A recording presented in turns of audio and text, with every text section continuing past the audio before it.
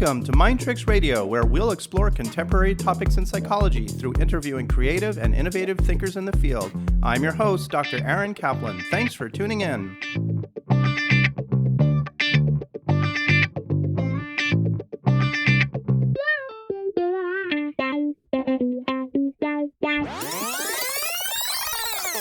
We're here today with Dr. Martin Hsia, a clinical psychologist and the clinical director at the Cognitive Behavior Therapy Center of Southern California. CBT SoCal is a group practice that specializes in treating people with anxiety disorders, most specifically Obsessive-Compulsive Disorder in its various forms, as well as CBT for unique presentations such as trichotillomania, excoriation disorder, body dysmorphic disorder, insomnia, tics, and chronic pain.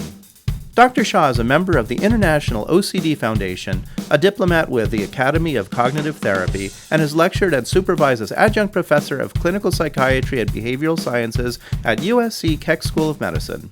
Quick disclaimer, the information provided in this podcast episode is for informational and entertainment purposes only and should not be viewed as medical advice. If you have your own mental health concerns, please consult your medical provider and ask for an appropriate referral. Martin, welcome to the show. Pleasure to be here. Thanks for having me, Aaron. I'm really excited to have you on this episode. You know, I've found over recent years, oftentimes, that when I'm working with patients and I'm kind of finding out about them and we're working through the things that's going on with them, that oftentimes OCD is underlying what's actually really happening. And that's something that I've been finding more and more frequently. So you are an OCD expert, and I'm really excited to hear more of your insights about OCD and kind of do a deep dive on how we diagnose OCD and recognize the symptoms of it. So thanks so much for coming on. You bet. Yeah. And I think that's really well said, is that, I mean, if we don't know what to look for, it's easy to kind of miss it or think of it as something else, because sometimes we think of OCD maybe in the mainstream view of OCD is you think of maybe people who check their locks or the stoves, multiple times, or maybe people who, wash their hands excessively to avoid contamination. And those are certainly common forms that OCD can take. But there are certainly many others that maybe we'll talk about today that, even the well-trained mental health professional that hasn't done a lot of work with OCD might miss it and might misconceptualize what's going on if they don't spot that as a similar mechanism to how OCD works.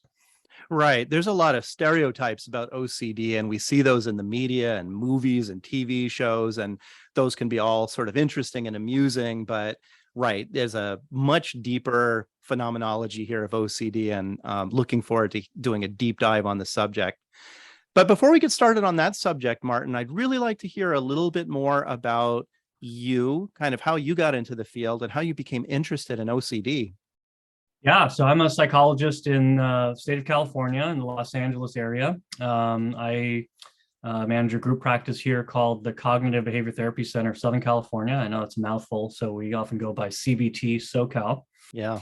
We're a team of therapists. We do some assessment and testing as well, but primarily we work with people, as you said, dealing with OCD in various forms, as well as kind of any sort of adjacent forms of anxiety, people dealing with panic episodes, social anxiety, health and illness fears, some phobias. We deal with people with insomnia and a range of other things on our team that people come with different specialties. The founder of our practice, Dr. Rodney Boone, he recently retired, but he started this practice several decades ago. And so it's sort of the legacy of our practice, doing a lot of work with OCD, because that was something he was known for, done a lot of lectures, supervision and consultation. We continue to do that. That's a brief intro to kind of where I work and what we do. So let's start by talking a little bit about OCD. How do we define it? What exactly is OCD? Right, OCD, Obsessive-Compulsive Disorder. So obsessions, as we understand it, the obsessive part, the O in OCD, is any sort of unwanted, intrusive thought that causes anxiety, an image about something that people are afraid is happening or could happen, but that isn't necessarily, right? But it causes a lot of anxiety, a lot of distress. And a compulsion right? The C in OCD is any action that we take to sort of neutralize that anxiety or sort of try to get rid of it in some sort of short-term way. And those compulsions can become very, very sort of arbitrary. Sometimes we call compulsions rituals, right? Washing rituals where people need to wash their hands a certain number of times or for a certain arbitrary amount of time, or people need to count or tap or walk in sort of ritualistic ways to get rid of certain bad thoughts, the obsessions. The obsessions can take on a number of forms. The compulsions can take on a number of forms, but the general mechanism is similar in that there's unfortunately, going to be an unsuccessful attempt to use a compulsion, or it could be a mental rumination to get rid of some unwanted and anxiety-inducing thought or image. And that's what causes the disorder and perpetuates it because it just doesn't work. So with OCD, Martin, does one need to have both obsessive thoughts and compulsive behaviors? That's a great question. And that has been sort of back and forth throughout the years in the literature on OCD, based on the way it was written in the DSM. Before it was, you could have just one, compulsions and not obsessions, to meet criteria for OCD. However, anyone who works in the field a lot will tell you that typically if someone's dealing with the obsessions, they're going to be dealing with compulsions in some form or in some way. People aren't really going to be doing a compulsion in that sense unless they have a reason to, and that would be an obsession. So, you pretty much see them go hand in hand together. One interesting distinction is some people used to talk about something called pure O, which is people that have obsessions, unwanted thoughts, and sort of those repetitive, intrusive thoughts and images, but no compulsions.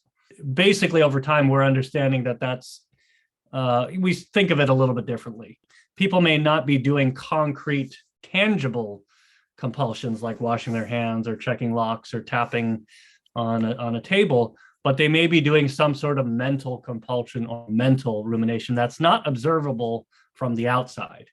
Whether you call it pure O or just someone dealing with mental compulsions or mental rumination, it's still a form of OCD as we typically understand it.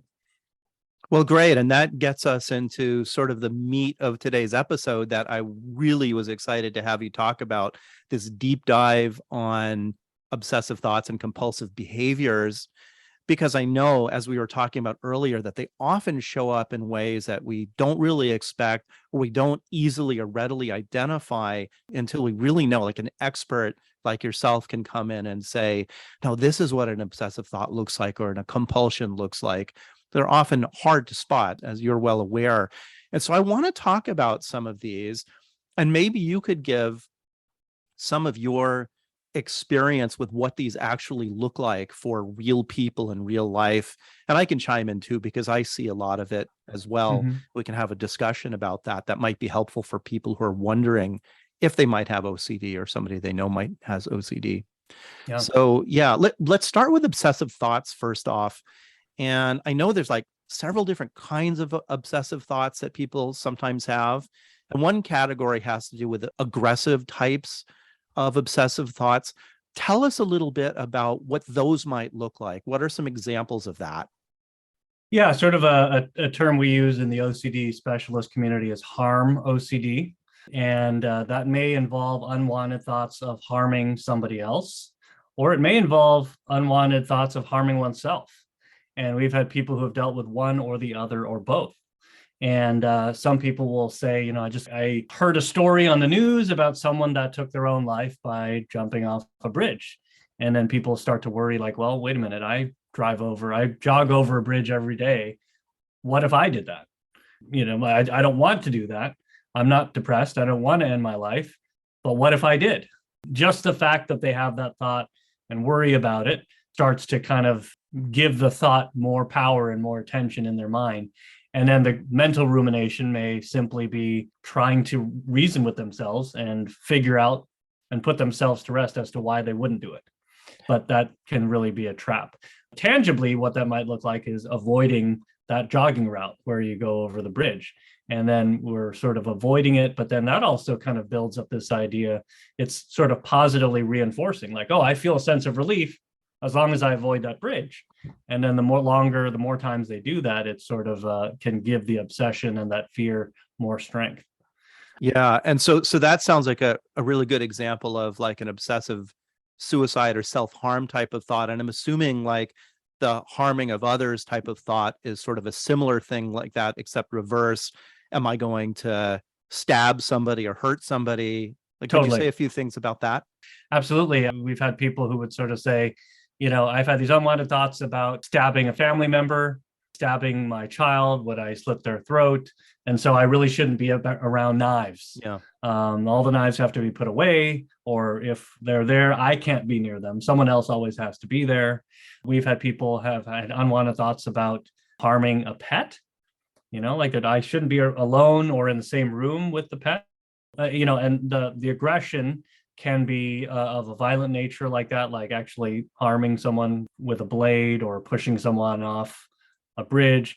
For new parents, new mothers, sometimes unwanted thoughts of harming a baby because, he's this helpless, innocent, young dependent.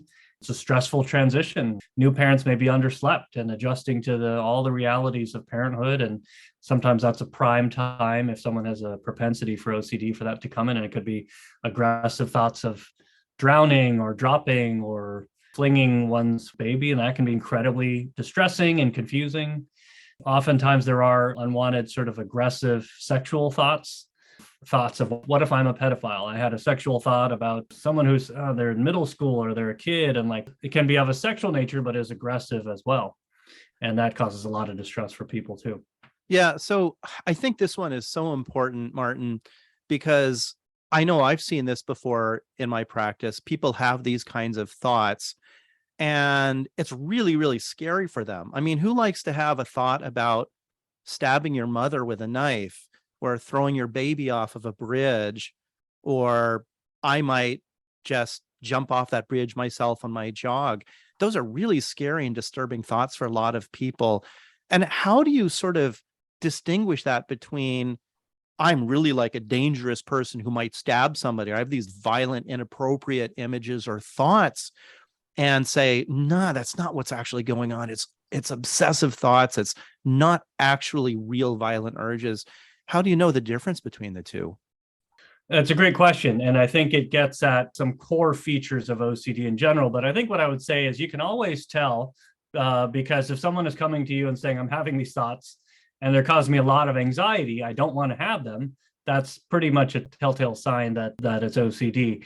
If someone actually has a history of violence or has some reason that they would tell you as to why I'm angry at someone and I might harm them, or I have a history of self-harm and I'm depressed and I might be a danger to myself, right? It's just a very different story. I think you work with enough people over time, you can sort of tell, right? If they're really just like, no, I'm not depressed at all. I'm really a little bit depressed that I'm dealing with OCD, and that's really disturbing. But otherwise, I don't want to harm myself. I don't want to end my life.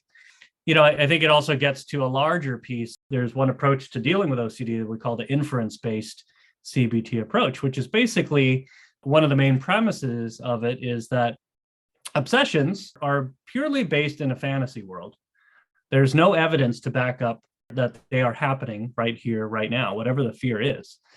And it may not even be just here, right now. I have no history of violence. I have no history of self-harm. I'm just having these thoughts that I might harm someone or harm myself. But there's nothing to back that up. The only thing that's propping up that fear and that worry is my imagination. And the more I worry about what's in my imagination and try to put it to rest and figure it out, the more I'm sort of getting wrangled in with it and falling into that trap. But the evidence doesn't back it up in those cases. Yeah, so I think that's very important for people who are listening to this podcast here and happen to have these kinds of violent or horrific obsessive thoughts to just remember, like, you're not a bad person and you don't really want these things to happen just because they're popping into your head. You don't have a whole lot of control over it. And so when you start to think, I'm thinking these things actively because I'm a bad, violent, horrible person, then it gets worse and worse, right? So, I mean, it's just like such an important thing, I think, for people to distinguish. Let's talk about just similar vein on this. I know that there's examples of people who have these just images in their head, just like really, really horrific images, like looking at their family or looking at people and just imagining them splattered all over the ground in an accident. And not even that they're going to cause it necessarily, but they've just got these horrific images that come in their head, thoughts or images. Tell us a little bit about that. I mean, I think similarly to what we were saying earlier, what we would want people to understand is that, the mind is a very complex and fascinating, but also weird and disturbing place sometimes. And that we can all have images and thoughts that are shocking, scary, violent, inappropriate, taboo. It doesn't have to mean anything. To the extent that we really are grounded in that, that's going to help us sort of detach from, the discomfort of any of these unwanted thoughts. Sometimes I tell folks I ask people, have you ever had any unpleasant dreams, nightmares, any weird things that happen in your sleep where it just felt really real, but it was, once you woke up, you're like, well, that was weird. That didn't make any sense. And they said, yeah, that happens all the time. And I said, and then what happens? You wake up and you say, well, that was a scary dream, but you sort of say, well, that was a nightmare, and you go on about getting ready for your day.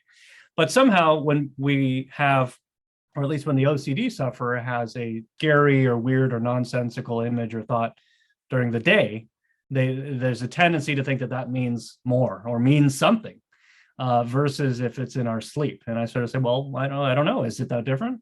It's still produced by the same mind, but we get to choose what we make of it. And we can say that means nothing, just like images on a screen are produced scenes in a movie.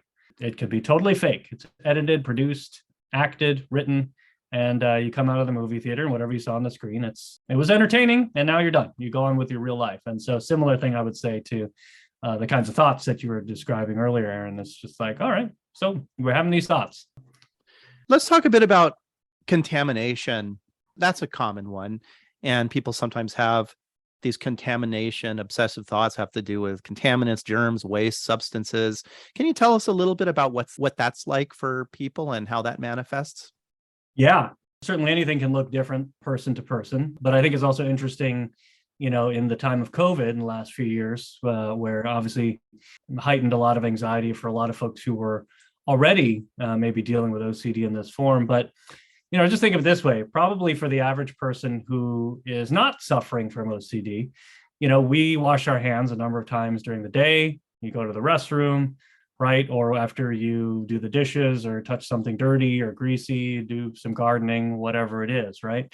And, but we just kind of go about our day, and we, take care of our hygiene of our body, our hands, and our homes, just the way that we do. And we don't think too much about it. But for the OCD sufferer of contamination OCD, right, it can be a lot of extra mental energy spent wondering, is it clean enough? Trying to feel, have I washed my hands?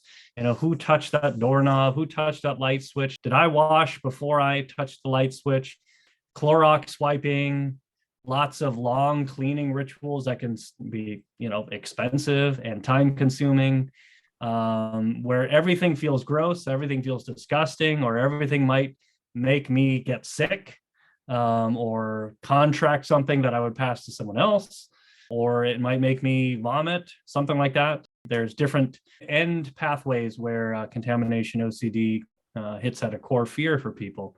It can be very time consuming and very distressing for a lot of people, and in otherwise very, a lot of mundane day-to-day situations that the rest of us take for granted. Something that I've noticed that's come up a number of times with patients in the past, and I'm curious to hear your thoughts on this sort of idea, this kind of arbitrary idea that something's like clean or dirty. Like, let's just say I have a bed and I made the bed, and my wife comes home from work and she's been at work all day, and she sits down on the bed, and then she gets up, and somehow the bed has been contaminated because she was in her work clothes, and by sitting on the bed, it contaminates the bed, and now the bed is contaminated. Even though you don't see any germs, there's no dirt on her clothes, that's all over the bed. But it's sort of like this kind of subjective, arbitrary idea about clean and dirty. Do you see that a lot, that kind of phenomenon? Definitely, yeah. I mean, we've worked with folks who basically, if they come home from work or school, everything is dirty, everything is contaminated. I've got to change out of my clothes, got to take an immediate shower, and that's obviously very extreme at that point, right? Because, maybe like I said, the rest of us, maybe we would say like, well, I went to the office, but everything seems pretty well kept up, pretty clean. There's nothing, there's no hazardous materials going on. So everything, it's dry, paper and computers, right? Maybe if you work in a chemical plant or something, yeah, okay, there's, or if you're a physician or a nurse, right? And you work with patients, or even a restaurant worker, right? Okay, so you're working with substances and materials and things that involve a certain requirement for cleanliness. Fine, okay, but otherwise, a lot of the rest of us, I'd like to think maybe we interact with some germs, but we kind of come home and unless we're dealing with OCD, we don't think too much about it. Yeah. And you said a really interesting point a few minutes ago, Aaron. It's just that things become either clean or dirty. This is a safe zone or it's completely contaminated. It becomes black and white, all or nothing, versus in reality, it's probably, gradations, right? Yeah. And that sometimes playing off those gradations is what helps us with treatment, actually, because if we're doing exposure with response prevention, we want to help people slowly start to confront more and more uncomfortable things, but we've got to start somewhere that's just slightly uncomfortable. Yeah. So we sort of have to help people really think through what they really believe about level of contamination, which in all likelihood, if we're able to get through to them, they may admit that there's a lot of gray area. Well, right. And a lot of times there really isn't any kind of logic or factual or rational reason why one thing is dirty or clean, other than a person's sort of feelings of disgust or discomfort about that thing without any kind of factual evidence, right? Correct. Yeah. I mean, I would say that there is a logic to OCD. It's a faulty logic, but it's the faulty logic. That's very convincing to the sufferer. And that's why the pattern is perpetuated. But you're right. In all likelihood, the unwanted fear, the obsession is not going to be backed up by actual concrete sense-driven experience. Let's talk about religious-oriented obsessive thoughts. I know a lot of people with OCD, religion and religious thoughts kind of bleed into their thinking. And there's thoughts having to do with right or wrong. Some people refer to as like scrupulosity in their behavior. What do you observe with your patient population around the religious obsessive thoughts? Just like everything else, as I said, it can take on a number of forms. It can be very, very interesting the way that it presents, but very distressing for people because this gets at really broader existential themes for some people. So, you might think that religious scrupulosity is maybe more exclusively featuring among people that are actively religious and devoted to their own respective faiths, but we really don't necessarily see that. I mean, we've certainly seen people who are raised in Christian or Catholic traditions where there is a lot of liturgy and a lot of specific practices and prayers, and that can build up a lot of fear and rigidity around it. But at the same time, there's a lot of folks who don't necessarily identify with any particular worldview or religion who just sort of say, I had a bad thought and I'm worried that might make me a bad person or put me in bad graces with God, however they understand God or a higher being. And I don't know, they would say, it's interesting because sometimes people say, I don't even know what I believe. I don't even know if I believe in God. I don't even know if I believe in heaven and hell. But somehow I just am so worried that these thoughts I'm having or thoughts that I'm afraid to have make me afraid of this vague idea of a higher power, this vague idea of an afterlife. Again, it really comes down to the meaning placed on the thoughts, in some ways more so than someone's actual religious or spiritual beliefs. Yeah. And, I've seen a number of examples in my practice in the past where a person does something and then obsesses about whether what they did was wrong. I mean, it just sort of like eats away at them and they can't stop thinking about, did I do this wrong? Did I say something inappropriate or upset somebody? That thought just sort of, if they obsess about it, like, is that another common way that you see that it could manifest itself? It could, yeah. I mean, and I would say maybe that's not unique to scrupulosity, but it can lead us into a trap where, again, we're trying to figure it out in our minds. We're trying to say, well, it wasn't that bad, right? Well, but maybe it was. And again, the mind just becomes very much stuck in this toilet bowl going around and around and around, trying to figure out if something actually happened or if it didn't. And there's really no way to figure that out. What we typically tell folks is that if they find themselves in that sort of thought process, whatever the context of the thought is, it's likely they're stuck in some sort of ruminative process, which is essentially a mental rumination or a mental compulsion trying to find relief from that anxiety, but it just doesn't work. Yeah, I think that's a great point. So one way for a person to know if it's actually an obsessive thought or not is that nothing seems to really satisfy Yes. that obsessive thought, to break that loop, like no evidence or data really, kind of like, okay, I've got it. Let me move on. It's just always something else, right? To undermine the piece of evidence or data that you're trying to use to dismiss it. Yeah, and in inference-based CBT, they sometimes use the terms normal doubt and obsessional doubt. A normal doubt has an end to it, right? So, one OCD sufferer maybe dealing with scrupulosity would say, well, I had that, sexual thought about somebody else that I'm not married to, and that's a sin, or I feel bad about it. And well, but what does that mean? Does that mean I actually would, or, and then they go round and around and around, unable to figure it out. And that's ruminative. And that we would say is an obsessional doubt if they can't put it to rest. But that same person, maybe they go home and they lock their front door behind them. And then 5 minutes later, after they come back from the bathroom, whatever, they say, wait, did I lock the front door? And they go and they look, oh yeah, it's locked. That's normal doubt. There was a question, I'm not sure. There was a little bit of uncertainty, but they look or they see it, or maybe they hear it or they touch it, and it's done. They trust their senses. And at least in that context, for that person, it's done. There's an end to it. There's a solution, and it's done. And maybe for this person's coworker or someone next to them, it'd be the total opposite. They don't worry at all with scrupulosity, but they are stuck checking their locks multiple times when they come home. That's where it can get very, very interesting. But that just, again, all that to say is to differentiate between normal doubt, which, all of us have from time to time, but that's fine. It doesn't cause us distress. We check something again, we get some more information, and it's done.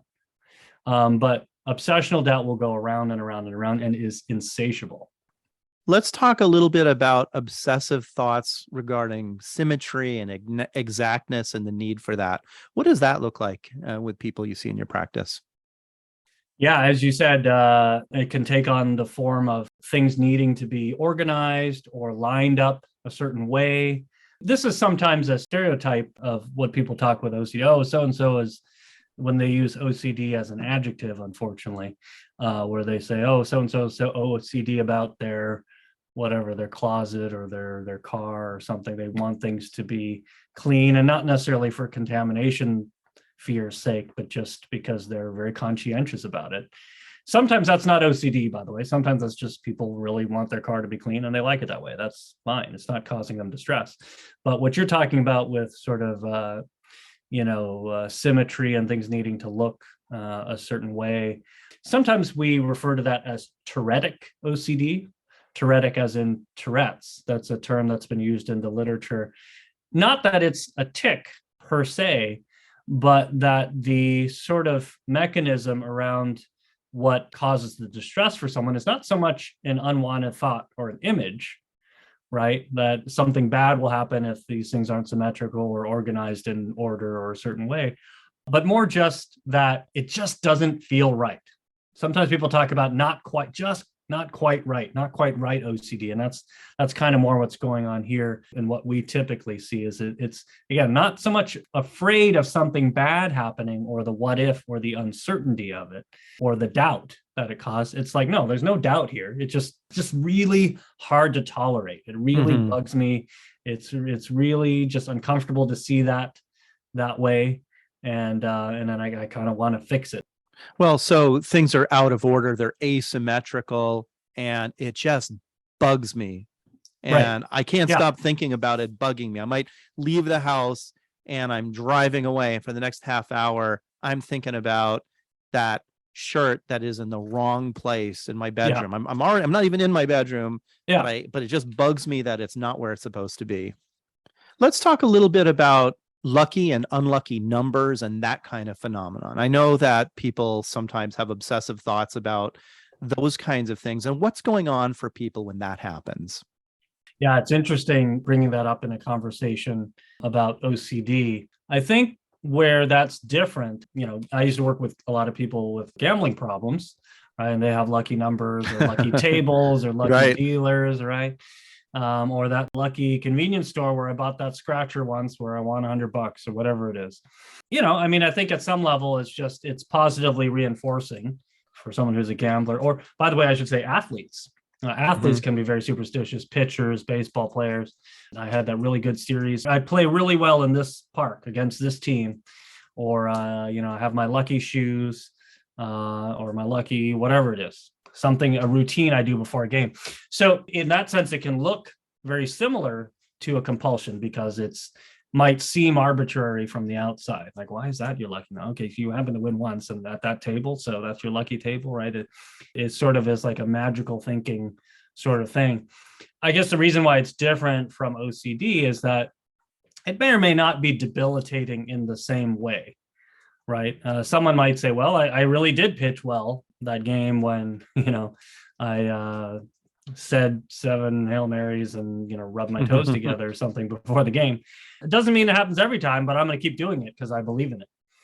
So it's not necessarily causing them distress in the way that a mental rumination or compulsion would be, but it can sort of mimic that function and that you hope something good is going to happen from it.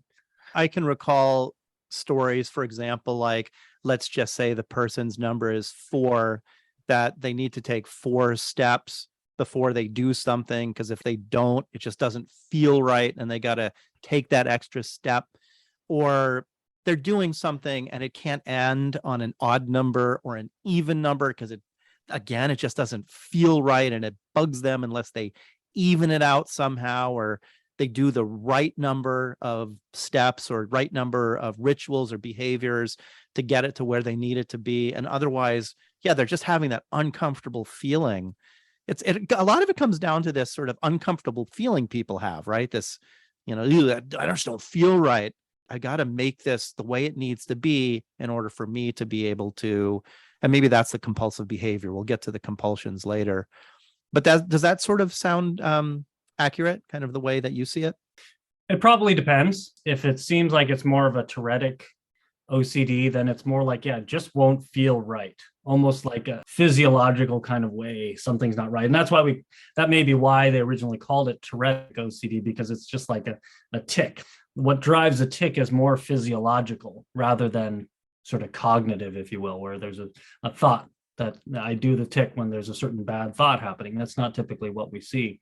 And so it is more sort of visceral and guttural in that sense. But again, it may be a different mechanism if it's someone who's just superstitious in a way that they believe protects them or helps them. And that may not be something that you or I see in our offices, because if it's not causing distress, they're not going to seek help for it. Yeah. So let's get to compulsive behavior. So you've explained it that a compulsion is sort of compensatory behavior to deal with an obsessive thought that causes anxiety for the person. And the compulsion is something that they do in order to relieve that anxiety. And so I'd like to go through some categories of the compulsive behaviors as well. And maybe you could just give us a few words on what these look like in real life examples and how it relieves anxiety. So let's start with cleaning. I know that there's cleaning, there's excessive cleaning, there's ritualized cleaning, there's excessive measures that people take to clean the right way. And what do these look like in real life terms? So many different ways. Like I said, it could be a lot of excessive use of Clorox wipes, on door handles, on light switches, toilet handles. We've worked with people who, let's say for hand washing, will wash for extensive periods of time, use very warm water, wash up past to their elbows to quote unquote make sure that they've really disinfected, washing so much and so frequently that their hands may be dry Yeah. and cracked and bleeding.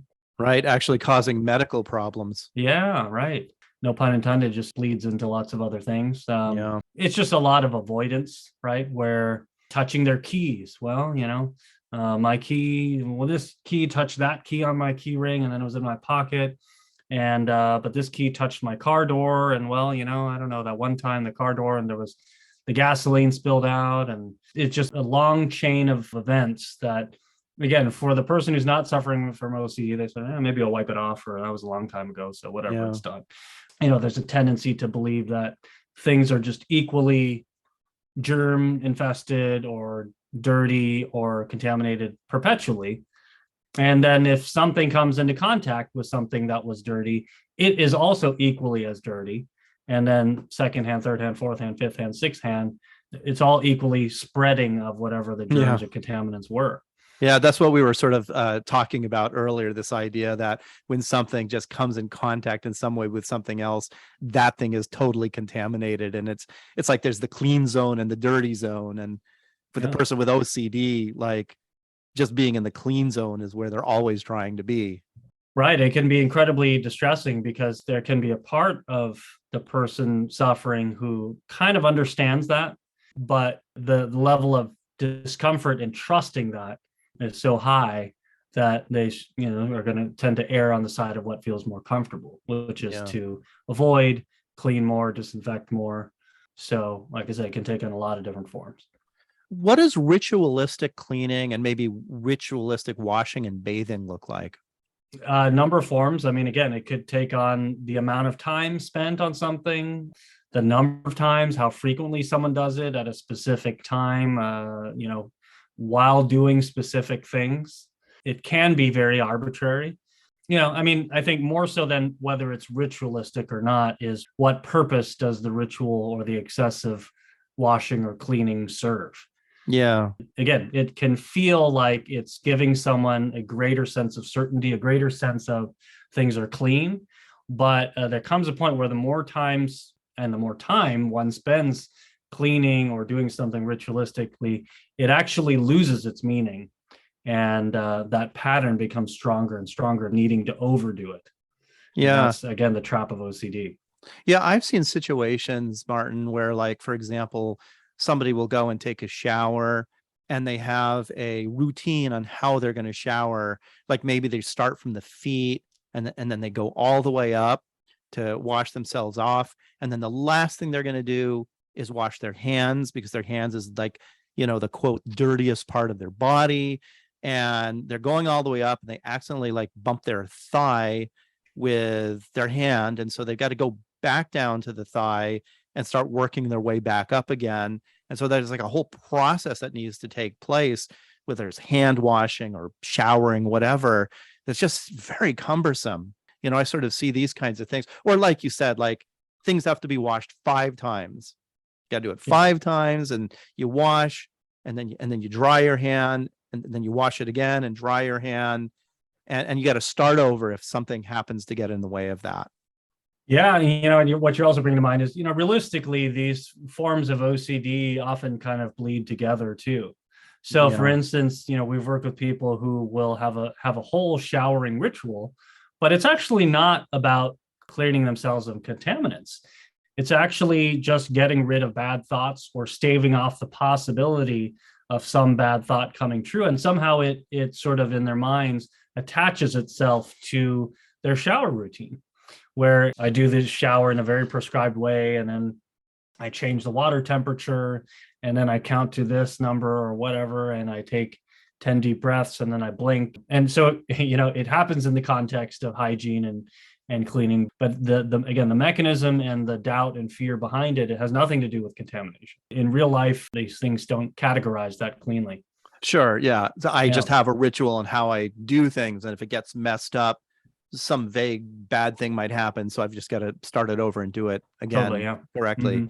Yeah. You were talking a little bit earlier about the idea of checking to see if you turned things off or went back to make sure things were locked. Tell us a little bit about that compulsion, the kind of checking and rechecking phenomenon.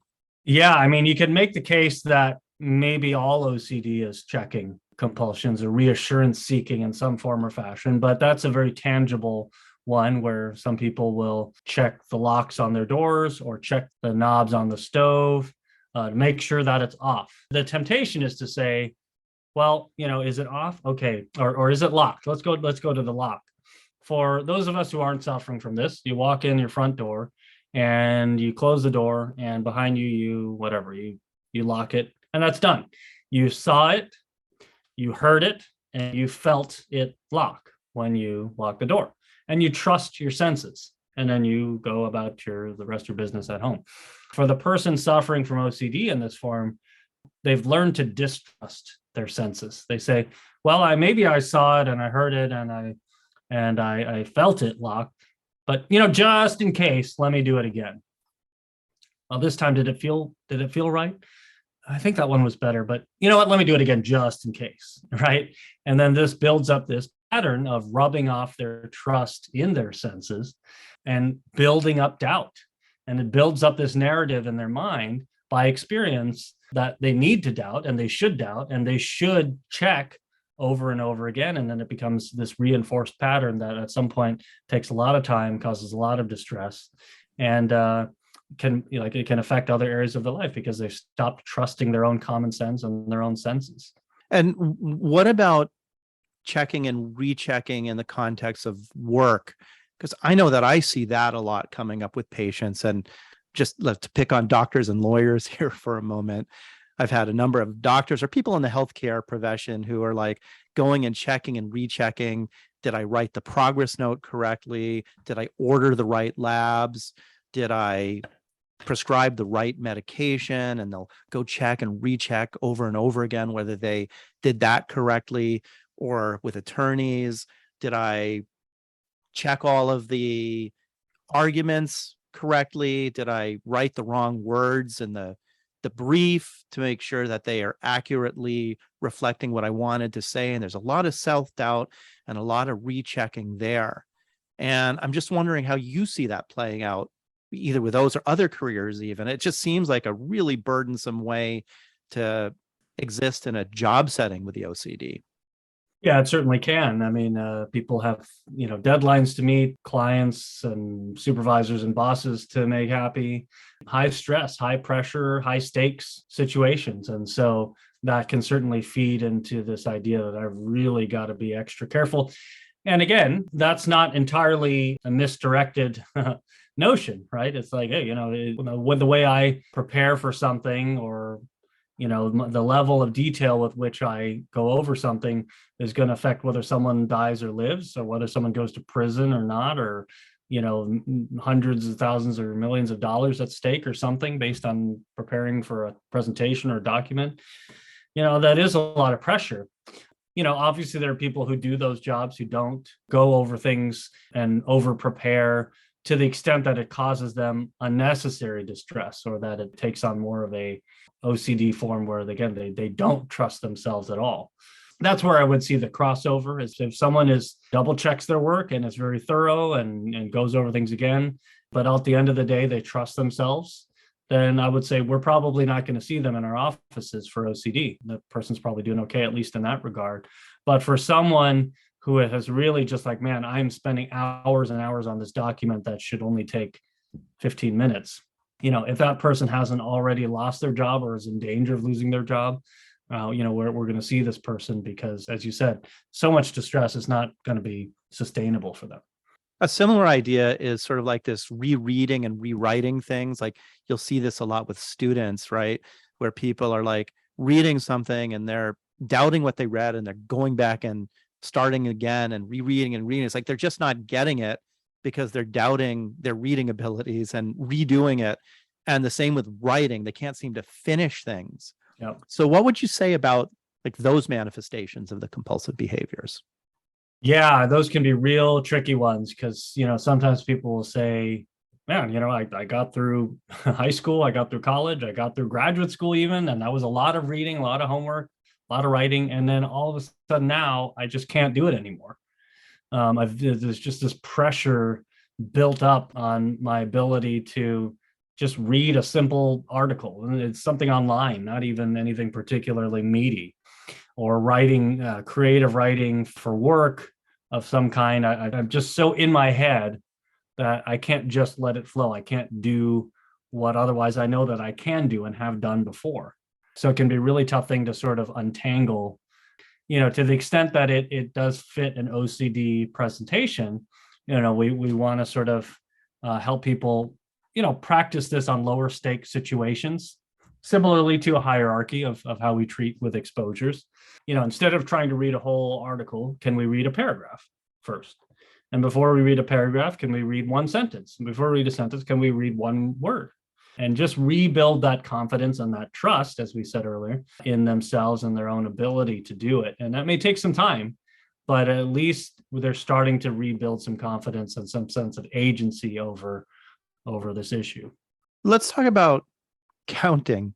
Now, I know counting is a compulsive behavior that's very commonly seen with OCD. What does this look like as a symptom?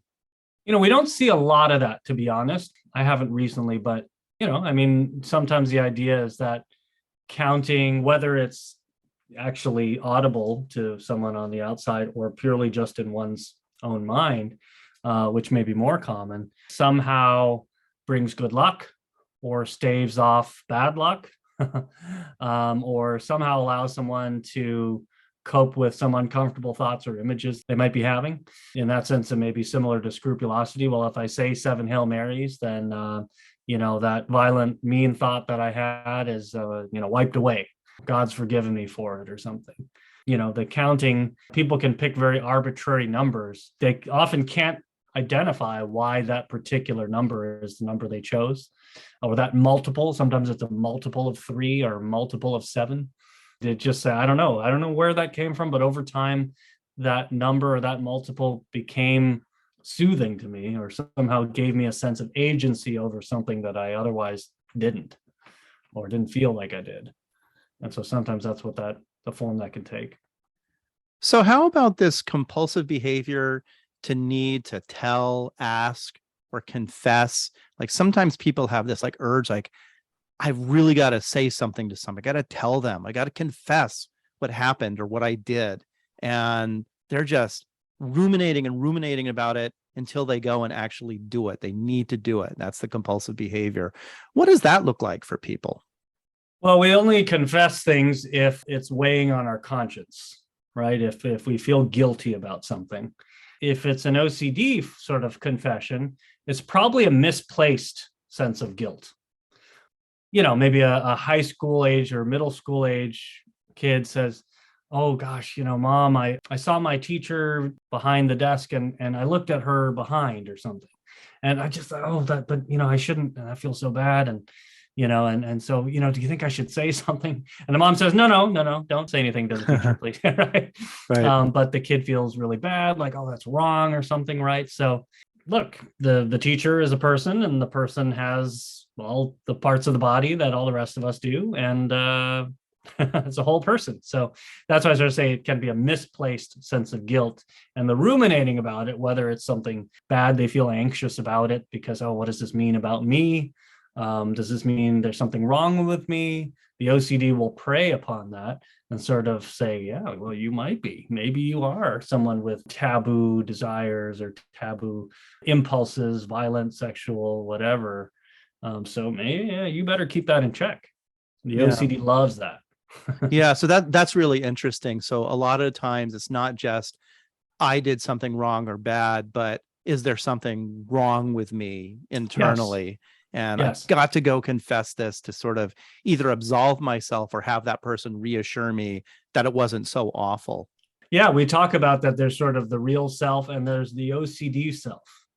And the OCD loves to take something and make someone worry that they could be someone other than who they know themselves to be. Yeah. I could be someone who is adulterous. I could be someone who's violent. I could be someone who, becomes, severely, mentally unaware, or someone completely forgetful, right? Whereas there's no evidence for that. It's just a fear. It's just a doubt. What about this need to touch, tap, or rub? People have sort of ritualized ways that they feel urges or compelled to do that. What does that look like? Yeah, I mean, similar to counting rituals, it can seem very kind of arbitrary or strange to someone outside of the mind of the person doing with these kinds of compulsions. But I think oftentimes these sorts of behaviors are aimed at reducing anxiety, aimed at neutralizing some unwanted thought or image, preventing some feared catastrophe from happening. And the person typically they'll say, I know it seems totally ridiculous. Like, well, I know this doesn't make any sense, but I just feel like I've got to do it. Yeah. I just feel like if I do this, somehow it's going to prevent my mom from having cancer. But it's so ridiculous as I say it out loud. Yeah. But they're stuck in that loop of doing that strange tapping, touching behavior or counting, whatever it is, over and over, because of this idea that, well, maybe it at least makes me feel a little bit better that I did it. Have you seen that in relation to obsessive thoughts about symmetry? Like somebody bumps into something with their left hand, and so they got to go bump something with the right hand to kind of even it out or balance it out. Otherwise, it sort of feels undone or uneven. Yeah, I've definitely seen that. I haven't necessarily, and that's not to say it couldn't happen, but I haven't seen that necessarily as a way to stave off undesired catastrophe or fear, but more, as I said in the Tourettic form to even it out. But we've definitely seen that before in various forms. Well, Martin, cool. So we went through a lot of the symptoms. We did a deep dive there, and hopefully people will find that helpful to understand better obsessive thoughts and compulsive behaviors and what they might look like in their lives. You want to say a few words about, like, what are the most common other types of disorders that might get confused with OCD? Like, what are the main rule outs here? Yeah, I was going to mention one other form of OCD we didn't touch on briefly is relationship OCD or relationship anxiety. Yeah. Let's talk about that. Yeah. I mean, we could just, briefly, I mean, oftentimes there's this fear of like, people will say, well, I've been married happily for 15, 20 years, but, there's this person at work who just is really attractive and laughs at my jokes. I just find very charming. Oh no, what does that mean? That I'm kind of having a little crush or attracted to this other person. Does that mean that I actually belong with this person and I made a mistake in marrying my spouse of 20 years? And it can lead to all this sort of doubt and rumination too. And that can be very distressing to people because they really sort of feel like, well, but all this stuff you hear in Disney and TV, and you're supposed to, you just love your spouse and that's it. And you're happily ever after, and you never have any feelings of attraction or sexual thoughts about anybody else ever. And then, so that can be very distressing. Yeah. I imagine that could work the other way too. I have a negative thought about my partner or spouse. Yeah. I'm seeing some physical features of theirs that's bugging me today, or they're saying something or doing something in a particular way that's rubbing me the wrong way. Does this mean I don't actually love my partner? Does this mean I'm not supposed to be with them and our relationship is doomed? And kind of ruminating about that. I suppose it could go that way too. It definitely could. And you put the two together, because sometimes people will sort of say, just for the last few months, my spouse and I have just been a little bit out of sync, or my boyfriend or girlfriend and I, we've just kind of haven't been communicating well, or we've just been so busy. We haven't been able to spend much time together. So we're just kind of feeling a little disconnected. But there's this person in my class or at work who we just been spending a lot of time together because, that's where I spend more time. And I just feel like very connected to that person. And so I'm kind of having some feelings of attraction there. Oh my gosh, what does that mean? Right. So, the timing of all of it, when you combine it together, can really sort of get people scared. What does that mean? And it doesn't have to mean anything. It can just mean we're feeling disconnected from your partner for a period, which happens at times. And there happens to be someone else who you have some connection with. And the OCD would say, well, the fact that you have some connection means that you actually should be in a relationship with that person and not the person you actually are seeing or married to, or for that matter. But the reality is that's not necessarily the case. I mean, you can have that thought or that feeling about someone, and it doesn't mean you're just going to leave your significant other to be with that person. Right. And what you just gave was sort of a real rational thought process. But for the person with OCD, that is a ruminating, grinding, anxiety provoking thought that just is very difficult to dismiss and gets worse and worse. Yeah, because of the tendency to distrust their own common sense, Yeah. their own senses, and their own ability to make decisions and judgment, which gets worn down over time by OCD. So that's sort of in a nutshell the relationship, OCD relationship anxiety front. You had asked about differential diagnoses, if you will, with OCD. I mean, a couple come to mind. First is sort of OCD versus tics that sometimes kind of get lumped together. Tics and OCD often have gotten lumped together because there's a repetitive behavior or habit that keeps going on. But the difference is that, like I think we sort of alluded to this earlier, typically with OCD, there's going to be an intrusive, unwanted thought or image that the person that's causing anxiety and that the compulsion is designed to neutralize, right, or reduce the discomfort from. With tics, it's a different mechanism. So even though there is maybe a repetitive behavior, it could be a vocal tic, a motor tic, a shrugging of the shoulder, or something like that on the facial feature. Typically, people will say, sometimes I just do it when I'm stressed. I'm not doing that to get rid of a bad thought. I might be stressed about something, but it's not like, oh, I have a specific thought that I know it doesn't make any sense and I'm doing this tic. People will describe a tic as much more involuntary and much more sort of a bodily, physiological drive to do it. So in that sense, that's different. But as we said earlier, the Tourettic OCD may be a little bit of a crossover between OCD and tics. So the tic is more of like a spasm, an involuntary spasm. You could say that, although, we do work with tics in our practice. And what we find is that if we can help people identify the urge to tic in that split second before they actually do the tic, there are things that we can do to help people redirect that urge to something else. This idea that tics just happen and they're involuntary actually turns out not to be the case. We can, in many cases, help people manage the urge differently so that the tic over time starts to decrease. And that would be similar with trichotillomania, for example, correct, hair pulling and fingernail pulling or whatever.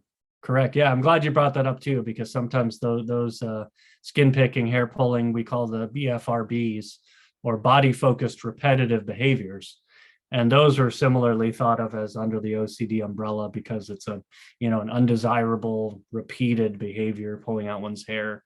It's different from OCD. People don't typically say, well, I pick my skin because I think that's going to, prevent my mom from getting cancer, or get rid of that bad thought that I might cut myself with a knife. So I pick my skin. We don't typically hear that. Typically, it's more just like a stress reaction when I'm anxious, maybe when I'm stressed, or oftentimes when people are bored. It's when people with these tendencies will sometimes get stuck doing these kinds of body focused behaviors. Where I've seen some misdiagnosis around OCD is with ADHD. I don't know if you've seen that, but I've had a number of examples where patients have come in and they're complaining of problems with attention and concentration, and they might even get diagnosed with ADHD and even treated for ADHD with medications. And when I go and examine it very carefully, what looks like is actually going on is that the person is spending so much time ruminating that they're getting distracted and they're not able to do the tasks that they need to do. Kind of like the rereading and rewriting thing we were talking about. So Right. much mental energy is occupied by the obsessive thoughts and the compulsive behaviors that they're not able to concentrate. So it gets misdiagnosed as ADHD, where it's actually it's an anxiety disorder, often OCD. I just wanted to point that out. I'm wondering if that you kind of concur with that observation. Definitely, yeah. And that is a rule out for any when we're doing testing and assessment for students or people that are having trouble with schoolwork or work, right? Is, okay, so there's a difficulty with attention. That doesn't mean it's ADHD, right? any of us can have difficulty with attention because of a lot of different things, one of which may be ruminative thoughts and a lot of intrusive, unwanted thoughts. Could be post-traumatic stress, right? Where I'm having intrusive images of something I saw or witnessed, right? And that's not ADHD, but it can certainly affect attention. So those are things that we typically we want to suss out and tease apart to really understand what's going on. But, you also bring up a really interesting point too, which is that, having OCD and ADHD is also not, mutually exclusive. Yeah. People can deal with OCD as well as ADHD, OCD in addition to tics, OCD in addition to bipolar disorder or whatever it is, And so Right. sometimes it's not a cut and dry picture of what's going on and how best to help someone. Well, Martin, this has been like a super interesting and helpful and informative conversation about OCD and the symptoms. I really appreciate your coming on the show and talking about this, and hopefully other people will find this interesting and helpful for them to kind of examine their symptomatology and what's going on with them to help figure out, is it possible that they have OCD, and then go seek out help for that. I'm wondering if you have any final thoughts or words you'd like to share about this subject about OCD. My pleasure again, Aaron. Thank you for having me on your show. And as you said, I hope anyone listening to this, if this is relevant to them, that they benefit from some of the material we've covered. There's some great resources out there through the International OCD Foundation, the IOCDF. It's a really well-run organization, and they have local chapters all over the nation, all over actually in multiple countries as well. So we have one in Southern California, but they're really all over. And they have an annual conference as well. So there's a lot of great resources, great speakers going on there. And so I would recommend people check that out if they're interested. Great. Thanks so much, Martin. I appreciate the resources. And again, thanks for coming on the show, and wish you the best. My pleasure.